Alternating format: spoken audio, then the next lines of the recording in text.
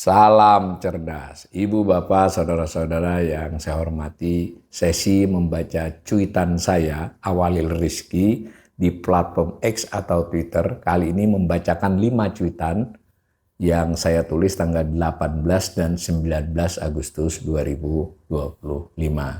Nah, masih terkait dengan rancangan anggaran pendapatan belanja negara 2026.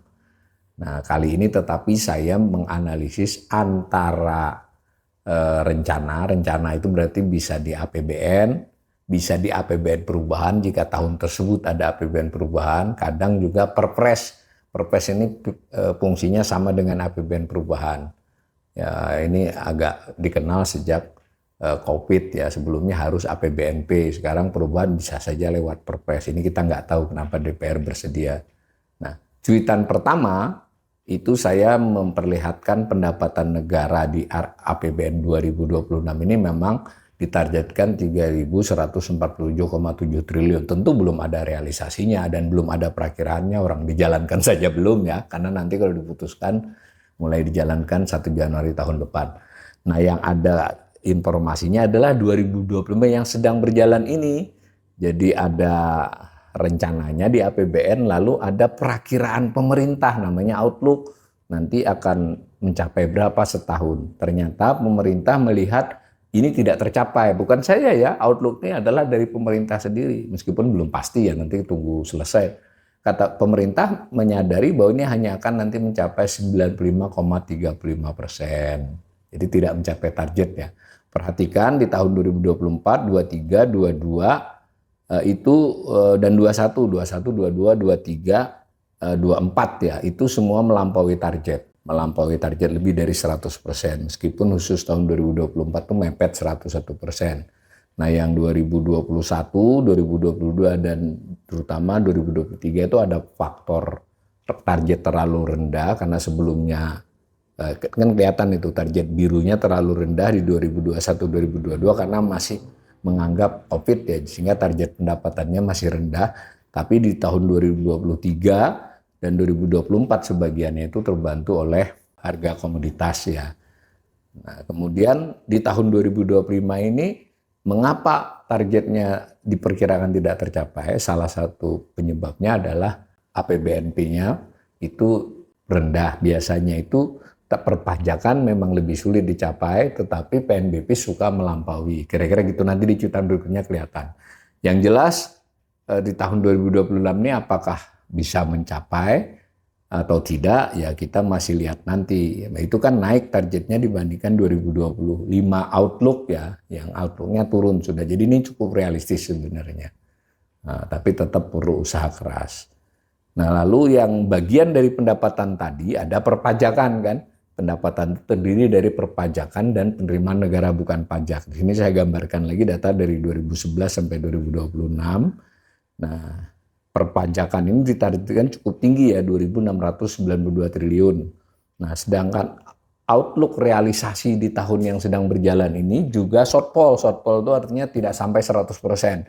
95,84%. Ya, 100 dikurangi 95,84% itu kalau ini kejadian nanti, kan ini masih perakiraan pemerintah, itu berarti shortfall 4,16%. Jadi perpajakannya tidak mencapai target. Nah, di tahun 2024 lalu itu mencapai 100,61%. Ya. Jadi target naik di 2026 ini bisa jadi kurang realistis ya, meskipun kalau memang shortfall di 2025 maka kenaikan 12,76 ini ya masih masuk akal, tapi tetap target yang target yang cukup tinggi.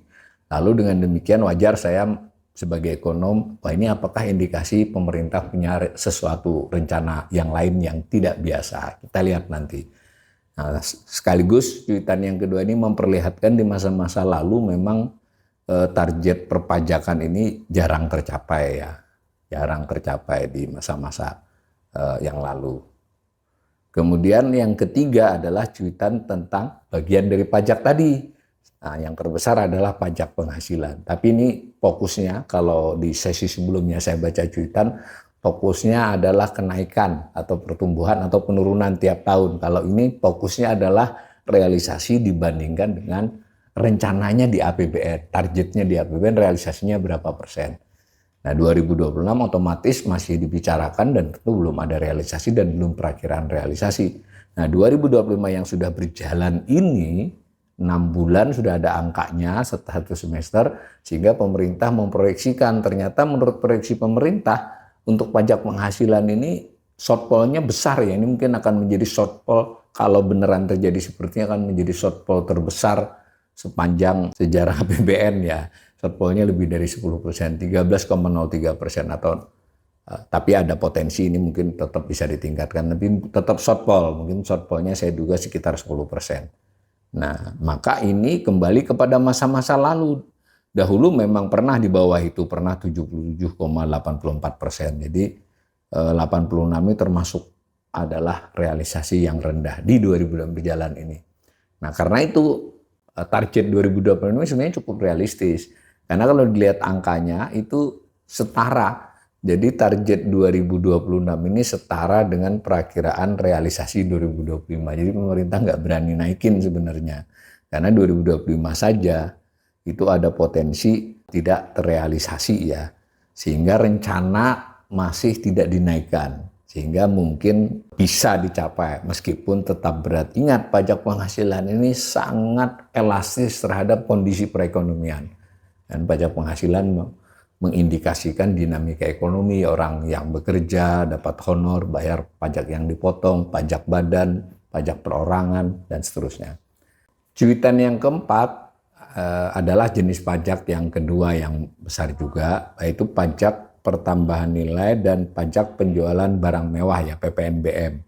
Ini ditargetkannya 995 triliun. Nah, sedangkan realisasi di 2025 itu menurut perakiraan pemerintah juga shortfall. Ya, dapatnya hanya 94,27%, berarti shortfallnya 5,73% ya. Dan ini juga kembali ke pola-pola lama di mana target PPN ini sering tidak tercapai. Sedangkan di beberapa tahun terakhir sebenarnya tercapai ya. Tercapai itu apakah karena kinerja ataukah karena targetnya kerendahan, itu analisisnya lain lagi ya. Nah, bagaimanapun 2026 ini dengan dinaikin target ini, padahal di 2025 saja tidak bisa dicapai, tetap dinaikin targetnya di 2026, ini mengisyaratkan, kuat sekali isyarat bahwa khusus PPN ini memang akan ditetapkan tarif 12%. Itu menurut bacaan saya yang saya tweet di Twitter ini ya. Nah, sedangkan tweetan yang kelima itu terkait dengan penerimaan negara bukan pajak. Tadi pendapatan, lalu perpajakan. Perpajakan itu sebenarnya terdiri dari 7 macam pajak, tapi yang saya tampilkan tadi 2 macam saja. Nah, sedangkan ini yang bagian penerimaan negara bukan pajak. Nah, itu penerimaan negara bukan pajak itu ditargetkan 455 triliun di 2026 yang sedang disusun ini. Ini menarik ya, karena itu jauh lebih rendah dibandingkan target 2025 yang 513. Jadi targetnya diturunkan. Nah, 2025 sendiri menurunkan dari target 2024. Nah, itu setelah diturunkan, itu pun ternyata kemungkinan realisasinya hanya sekitar 92,91%. Selain memang unsur lain, komponen lain dari PNBP yang menurun, misalnya soal sumber daya alam, penerimaan sumber daya alam itu kan sangat elastis terhadap harga. Itu karena laba BUMN yang biasanya masuk APBN melalui PNBP, kurang lebih 90 triliun, itu akan diserahkan ke Danantara. Begitu juga dengan 2026, sehingga PNBP ini diproyeksikan akan turun lagi di 2026. Nah, maka di cuitan ini saya sekedar bertanya saja, belum dijelaskan lalu si Danantara sendiri menyumbang kepada APBN nantinya bagaimana, karena ini dampak langsungnya adalah PNBP berkurang, berarti pendapatan berkurang. Nah, pemerintah harus melakukan banyak perubahan ya terhadap belanja maupun terhadap kebutuhan berutang. Kita belum tahu, dan antara baru ada narasi-narasi mau mendorong perekonomian, investasi, tapi mekanisme menyumbang ke APBN-nya kita belum lihat. Kita tunggu saja nanti.